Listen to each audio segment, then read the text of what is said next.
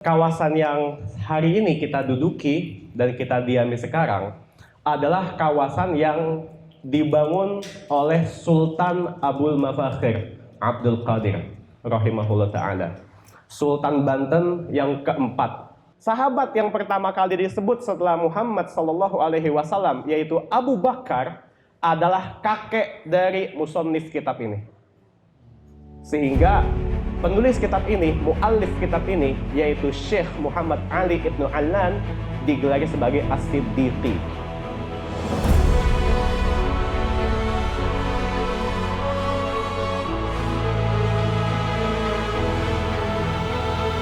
Langsung saja yang pertama kepada Kang Niko Pandawa, mungkin dilihat dikaji dari segi historisnya. Mungkin kalau beliau ahli sejarah, maka kami mohon pandangan terkait dengan kitab ini dilihat dari aspek sejarah atau juga biografi penulis buku dan yang mengirim suratnya, yakni Abdul Mafakhir Abdul Qadir ini. Kepada langsung saja kepada Kang Niko Pandawa kami persilahkan.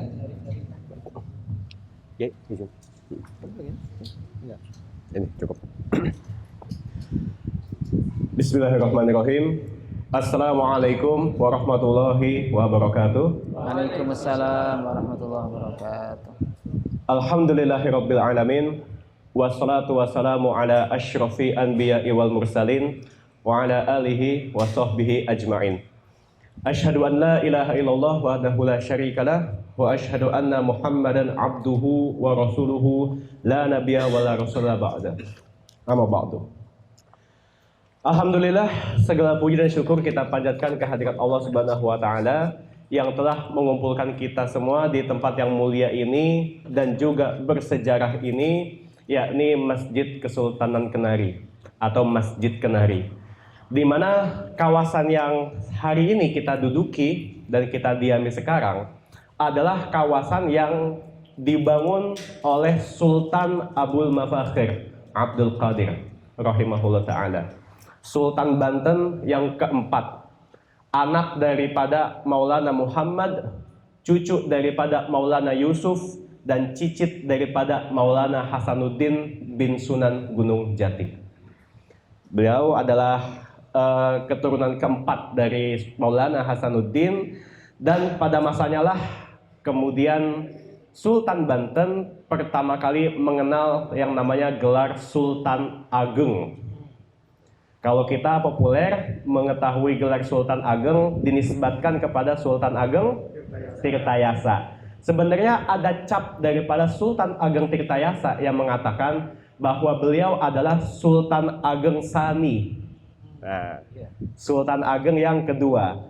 Karena yang pertama, Sultan Agengnya itu bukan Ageng Tirtayasa, tapi Sultan Ageng Ing Sorosowan, yaitu Sultan Abul Mafakhir, yang makamnya, pusaranya tepat berada di sebelah kanan Ustadz dan Kiai sekalian.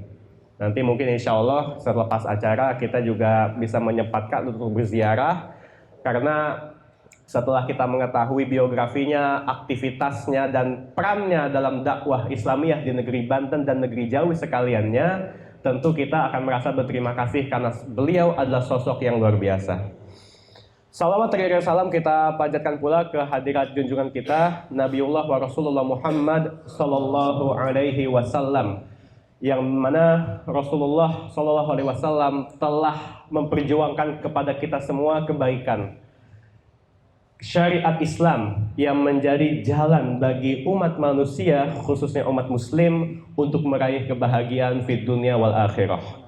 Rasulullah Muhammad Sallallahu Alaihi Wasallam mempunyai para sahabat yang mulia yang senantiasa menemani beliau dalam berjuang, dan tentu dalam biografi para sahabat yang sangat banyak ada sahabat-sahabat kibar, sahabat-sahabat utama yang senantiasa kita sebut namanya di dalam acara-acara tahlil, sholawat. Bahkan dipahatkan nama para sahabat tersebut di pintu gerbang Masjid Kenari ini.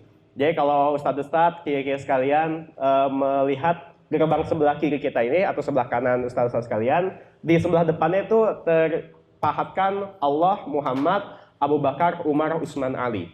Nah, tentu kita mengenal mereka semua, dan istimewanya sahabat yang pertama kali disebut setelah Muhammad Shallallahu Alaihi Wasallam yaitu Abu Bakar adalah kakek dari musannif kitab ini.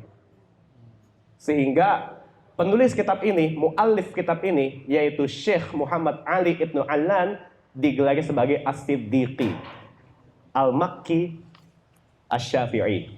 Ya, ada gelar As-Siddiqi karena beliau adalah zuriat keturunan dari Sayyidina Abu Bakar As-Siddiq rahimahullah radhiyallahu anhu taala. Ustaz-ustaz kiai-kiai sekalian yang dirahmati Allah Subhanahu wa taala, ketika memperbincangkan konteks daripada kitab Al-Mawahibur Rabbaniyah Anil As'ilatil Jawiyah, di mana di dalam judulnya tersematkan kata Jawi. Jawi yang dimaksud itu tentu merujuk kepada kawasan tempat tinggal kita sekarang, yaitu Jawa. Tapi Jawa yang menjadi pemahaman orang Islam zaman dulu bukan hanya Pulau Jawa, tapi segenap diarul Islam di Asia Tenggara. Segenap negeri-negeri Islam, kumpulan Darul Islam di Asia Tenggara yang terbentang bukan hanya dari Sabang sampai Merauke, tapi dari Jawa sampai Patani, sampai Mindanao, sampai Brunei, Maluku, dan Banten tentu ada di antaranya. Jawiyah. Ini adalah hadiah daripada Syekh Muhammad Ali Ibnu Allan As-Siddiqi kepada penduduk negeri Jawi, yang lebih khusus dialamatkan lagi kepada Sultan Banten yang keempat, yaitu Sultan Abul Mafakhir. Kalau misalkan ustaz-ustaz, para ajengan, kiai sekalian melihat di pendahuluan kitab ini yang ada dimulai pada halaman agak jauh ya.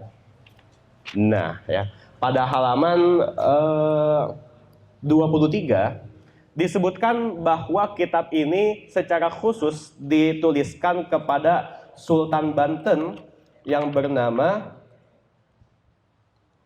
sebentar,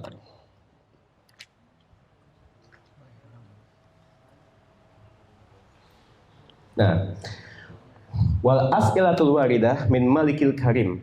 Pertanyaan-pertanyaan yang datang kepada saya itu datang daripada raja yang mulia. Al-haqiq bil ijlal wa tabjil wa takrim. Malikul Islam wal muslimin, raja Islam dan kaum muslimin. Nasirus syariati sayyidil mursalin, penolong syariat tuan para nabi yaitu Rasulullah Muhammad SAW. Qami'ul kufrati wal mubtadi'in, penumpas orang-orang kafir dan para pelaku bid'ah. Siapa namanya? Abil Mafakhir Abdul Qadir Al-Jawi Asy-Syafi'i. Namanya adalah Abul Mafakhir Abdul Qadir Al-Jawi Asy-Syafi'i. Adamallahu majdahu wa'lahu, dan seterusnya. Ditujukan kepada Sultan Abul Mafakhir. Kenapa kemudian bisa seorang ulama Makkah, keturunan daripada sahabat mulia Abu Bakar As-Siddiq yaitu Syekh Ibnu Allan As-Siddiqi, mengenal sosok Sultan Banten yang tinggal jauh sekali dari Makkah? Ada konteksnya, ustaz-ustaz sekalian. Jadi kalau kita mau membaca konteks daripada kitab mulia ini, kitab berharga ini, yang disebut mulia dan luar biasa adalah karena kitab ini baru muncul tahun 2022 yang versi terbitan, ya, versi yang sudah ditahqiq. Setelah 400 tahun tidak pernah disentuh oleh orang, ya, masih disimpan di Perpustakaan Nasional Republik Indonesia di Jakarta, dan orang hanya mengetahui judulnya saja, Al-Mawahib Rabbaniyah. Sementara isi detail ya tidak ada yang tahu lebih lanjut dan tidak ada yang meneliti lebih dalam. Maka ini adalah kitab yang pertama kali diterbitkan dalam tahqiq yang cukup bagus oleh penerbit Maktabah Turmush, ya. Dan di situ bisa kita perhatikan bahwa kitab ini mempunyai nilai normatif syariat Islam dalam konteks Kesultanan Banten dan juga tentunya nilai historis. Kitab ini bisa ditulis muncul dari inisiatif Sultan Banten sendiri, yaitu Sultan Abul Mafakhir. Beliau pada tahun 1634 mengirim 3 utusan yang merupakan ulama-ulama dari Banten atau bahkan dari Sunda. Mereka itu disebutkan, diceritakan secara lengkap perjalanan mereka dalam manuskrip Sajarah Banten yang telah ditahqiq juga atau diedit oleh filolog dari Universitas Indonesia yang telah ditahqiq oleh doktor dari Universitas Indonesia yaitu Bu Titik Puji Astuti. Nah, ini saya memegang versi terbitannya Menyusuri Jejak Kesultanan Banten, tapi isinya adalah manuskrip Sajarah Banten berupa transliterasi. Di sini disebutkan bagaimana konteks Sultan Abu Mafakhir yang dulunya itu belum bergelar sultan, tapi masih bergelar sebagai pangeran ratu. Jadi ternyata dalam kitab Sajarah Banten disebutkan bahwa yang pertama kali menyandang gelar sultan di kerajaan Banten adalah Sultan Abu Mafakhir. Sementara 3 nenek moyangnya, ayah, kakek, dan kakek buyutnya itu masih bergelar sebagai Maulana atau Pangeran Ratu atau Panembahan. Maka disebutkan dalam cap yang dipakai oleh Sultan Ageng Tirtayasa itu nasab lengkap Sultan Ageng Tirtayasa yang menyebutkan nama-nama kakeknya. Nah, ini cap daripada Sultan Ageng Tirtayasa. Kalau kita lihat di sini, Sultan Ageng Tirtayasa melengkapi nasabnya seperti ini. Al-Wasiq Billah As-Sultan Abul Fat. Sultan Abul Fat adalah Sultan Ageng Tirtayasa. Ibnu Sultan Abul Ma'ali, ayahnya. Ibnu Sultan Abul Mafakhir, sosok yang kita perbincangkan. Ibnu Muhammad, Ibnu Yusuf, Ibnu Hasanuddin. Maulana Yusuf, dan Maulana Hasanuddin itu tidak memakai gelar sultan dalam cap ini. Dan yang pertama kali memakai gelar sultan adalah Sultan Abul Mafakhir. Kenapa bisa demikian? Karena 3 utusan yang dikirim oleh Pangeran Ratu Abdul Qadir atau Sultan Abul Mafakhir mengirim 3 utusan yang bernama pertama Kiai Lebay Panji, yang kedua Demang Tisnajaya, dan yang ketiga Raden Arya Wangsakara. Kalau ada ustadz-ustadz atau para guru yang berasal dari Tangerang, khususnya daerah Serpong, khususnya lagi daerah Lengkong Kiai, pasti kenal nama Raden Arya Wangsakara. Karena beliau baru ditetapkan sebagai pahlawan nasional beberapa tahun lalu oleh Presiden. Nah, Raden Arya Wangsakara siapa? Dia itu adalah Imam Kesultanan Banten yang biografinya telah ditulis oleh Dr. Mufti Ali, doktor dari UIN Sunan Maulana Hasanuddin ya, UIN Serang, UIN Banten. Nah, Arya Wangsakara Tangerang. Beliau adalah utusan dan yang dikirim oleh Sultan Abul Mafakhir ke Mekah. Ngapain di Mekah? Di Mekah menemui Syarif Makkah yang disebutkan dalam Sajarah Banten sebagai Sarip Jahid. Sarip Jahid adalah ejaan dalam bahasa Jawa Serang untuk menyebutkan, Sarip Jahid itu untuk menyebutkan sosok historis yang ternyata menjabat sebagai gubernur Mekah, wali atau Syarif Hijaz, yang namanya adalah Syarif Zaid bin Muhsin Al-Hashimi. Nah, para utusan Banten itu membawa titipan pesan, titipan surat daripada Sultan Abul Mafakhir berupa 3 permintaan yang disebutkan secara gamblang dalam suratnya. Yang pertama adalah disebutkan dalam bahasa Jawa Serang, saya nggak paham takut salah bahasa Jaseng juga ya, mungkin bisa dikoreksi nanti bahasa Tangerang agak salah nanti ya, tapi mudah-mudahan bisa dipahami ya. Kata Sultan Abul Mafakhir yang disebutkan di Sajarah Banten, atur kaula nuhun berekatan iku sakersa pacatutuan, hamba haturkan juga mohon berkah sekehendak Tuan. Berkah apa aja, yang penting sekehendak daripada Syarif Zaid. Itu yang pertama. Yang kedua adalah lan kaula nedak malih murading kitab kaula markum wujudia rekeh kalayan muntahi. Hamba minta dijelaskan, dibuatkan syarah atas 3 kitab yang berjudul Markum, Wujudiyah, dan Muntahi. Pengulas kitab Sajarah Banten yang paling pertama, yaitu Husain Jayadiningrat, itu belum bisa mengidentifikasikan 3 kitab yang dimaksud oleh Sultan Abul Mafakhir. Karena penelitiannya itu sangat tua ya, tahun 1930-an kalau tak salah. Tapi kemudian ketika diteliti lebih lanjut, ternyata kitab itu bisa diidentifikasi dan 2 kitabnya merupakan karya dari Imam Ghazali rahimahullah. Yaitu yang pertama adalah Kitab Markum. Maksudnya ini kalau saya menduga kuat adalah kitab At-Tribul Masbuk fi Nasihatil Muluk. Kitab daripada Imam Ghazali yang ditulis awalnya dalam bahasa Persia, kemudian diterjemahkan ke dalam bahasa Arab. Kemudian yang kedua adalah kitab Wujudiyah, kata Sultan Abul Mafakhir, diminta dijelaskan. Itu adalah kitab Ad-Durratul Fakhirah fi Kashfi Ulumil Akhirah. Masih sama muallifnya Imam Ghazali. Dan yang kedua itu kitab Muntahi. Ini bukan sebuah kitab yang dimintakan syarah, tapi 10 pertanyaan yang langsung ditulis oleh pribadi Sultan Abul Mafakhir. Di mana jawaban dari kitab Muntahi ini adalah Al-Mawahib Rabbaniyah. Ya, karena pertanyaan-pertanyaan Sultan itu kadang atau sering disebutkan akhirnya itu dengan sebutan intaha, berakhir. Dan itu Muntahi ya. Jadi kita menduga kuat Muntahi itu adalah 10 pertanyaan Sultan Banten kepada Syarif Zaid agar dimintakan syarah atau dimintakan kepada ulama di Mekah menulis syarahnya.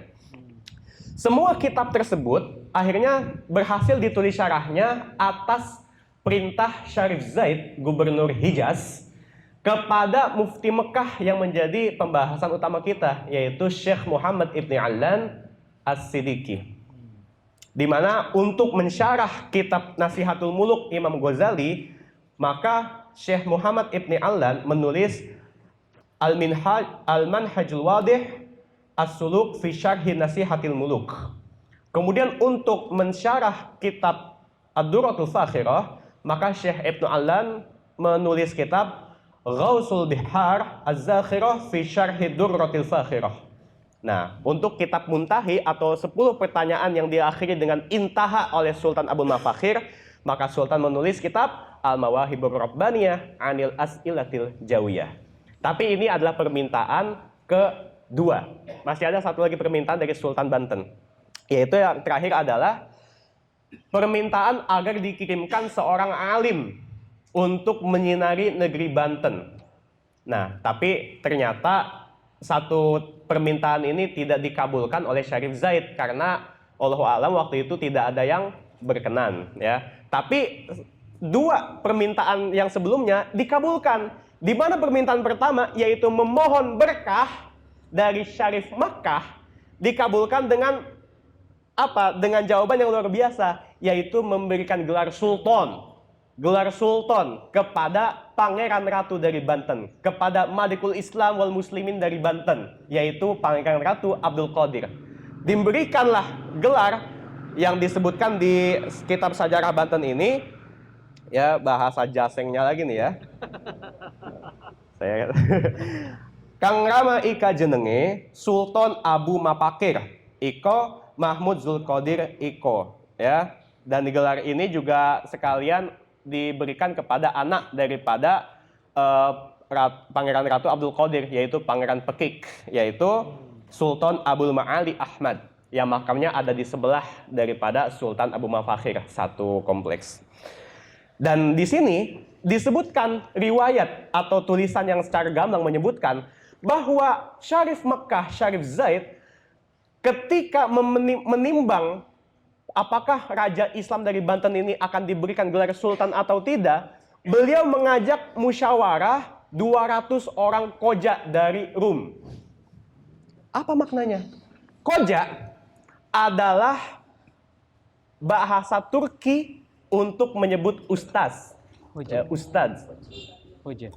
Bahkan sampai hari ini kalau kita ke Turki, ustaz sekalian, di situ tidak dikenal sebutan ustaz, tapi yang lebih terkenal adalah hoja. Nah, hoja dari Rum. Rum itu apa? Rum itu adalah sebutan orang Arab atau orang Muslim untuk menyebut Romawi, yang lebih dispesifikan kepada Konstantinopel, ibu kota Romawi Bizantium, yang pada tahun 1453 difutuhat oleh Sultan Muhammad Al-Fatih.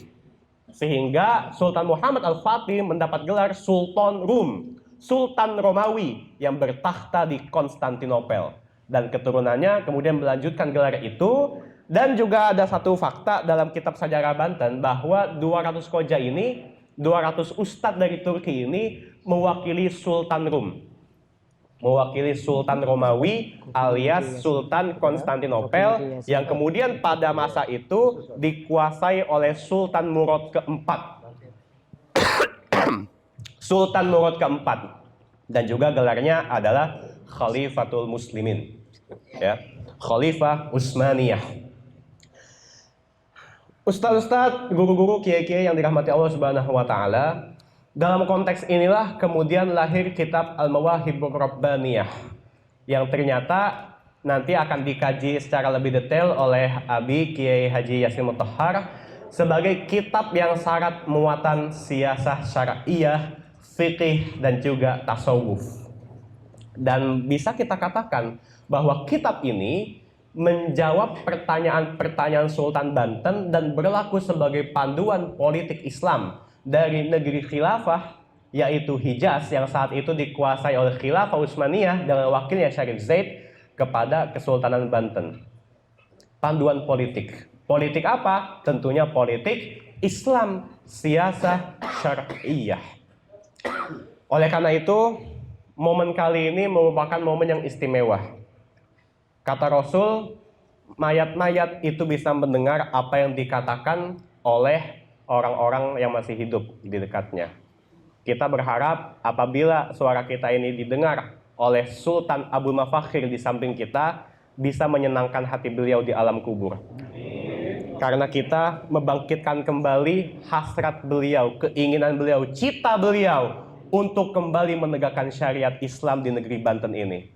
Amin ya Rabbal Alamin. Dan bukan hanya hubungan mengenai siasah, tapi juga ada hubungan ilmiah dan tentunya hubungan ukhuwah. Karena yang saya sebut tadi sebagai utusan Sultan Banten, Sultan Abdul Mafakhir, yaitu Raden Arya Wangsakara, disebutkan bahwa beliau itu dalam kitab ini, Sejarah Banten, adalah cucu atau menantu. Nanti saya cek lagi. Tapi dia ini adalah orang dekat daripada Dipati Ukur. Tahu Dipati Ukur? Penguasa Bandung. Dan disebutkan ini juga satu keluarga dengan Rangga Gempol, penguasa Sumedang, tanah kelahiran Abi, ya.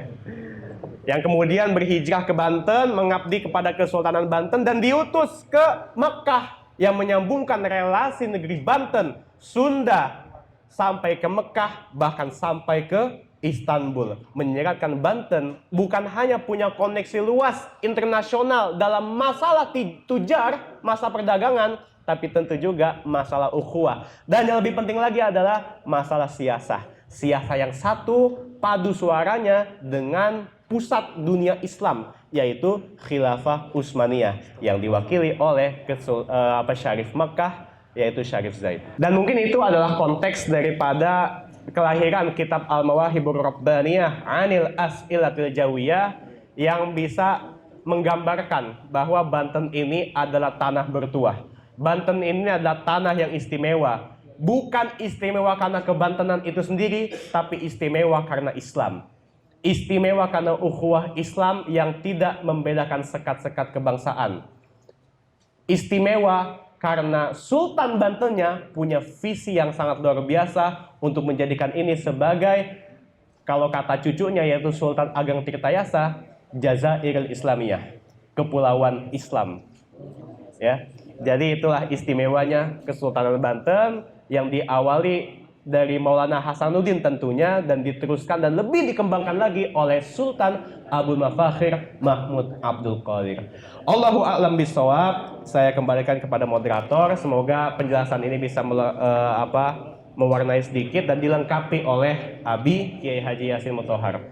Assalamualaikum warahmatullahi wabarakatuh. Waalaikumsalam warahmatullahi wabarakatuh. Luar biasa. Takbir. Begitu antusias kita mendengarkan pemaparan beliau dari segi historis, dari segi sejarah, dari segi berbagai macam data beliau kemukakan. Bahkan 3 buku, 3 kitab juga dibuka untuk menguatkan argumentasi beliau. Mudah-mudahan sosok-sosok seperti Kang Niko Pandawa ini muncul kembali di tengah-tengah kita. Bukan cuma hanya Kang Niko yang akan menjadi sejarawan muslim yang menggeluti dunia sejarah dalam rangka membangkitkan semangat perjuangan kita untuk mengembalikan kejayaan kita, mengembalikan izzah kita, mengembalikan kemuliaan kita.